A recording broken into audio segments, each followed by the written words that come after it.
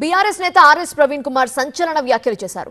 రాష్ట్రంలో జరుగుతున్న హత్యల మీద సిట్టు వేయాలి అన్నారు. మహిళా ఐఏఎస్లను కొందరు మంత్రులు వేధిస్తున్నారని కూడా అన్నారు. ఫోన్ ట్యాపింగ్ మీద కాదు, వేధింపుల మీద సిట్టు వేయాలని కోరారు. ఐఏఎస్ ఐపీఎస్ అసోసియేషన్లు ఉత్సవ విగ్రహాలుగా మారాయన్నారు ఆర్ఎస్ ప్రవీణ్. అసలు మీరు సిట్టేయాల్సింది ఎవరి మీద? రేవంత్ రెడ్డి గారు ఒకసారి ఆలోచించండి. సిట్టేయాల్సి ఎవరి మీద? కోదాడలో పోలీసుల కస్టడీలో చచ్చిపోయిన కర్ల రాజేష్ ఎట్లా చచ్చిపోయిండో వేయండి.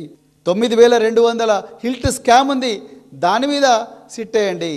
మహిళా ఐఏఎస్ అధికారులను కొంతమంది మంత్రులు అసభ్యకరమైన రీతిలో వేధిస్తున్నారు, మీకు దమ్ముంటే దాని మీద సిట్టేయండి. నేను ఇలా ఐపీఎస్ ఆఫీసర్ అసోసియేషన్ అడుగుతా ఉన్నా, తెలంగాణ ఐఏఎస్ ఆఫీసర్ అసోసియేషన్ అడుగుతున్నా, మీరు కేవలం నామకే వాస్తే ఉన్నారా? మీరు కేవలం ఉత్సాహ విగ్రహాలేనా? ఎందుకు మీరు ఖండించరు ప్రభాకర్ రావు మీద జరుగుతున్న దాడిని? ఇవాళ ప్రభాకర్ రావుకి ఇవాళ అయింది, రేపు మీకు కూడా కాదని గ్యారంటీ ఉన్నది.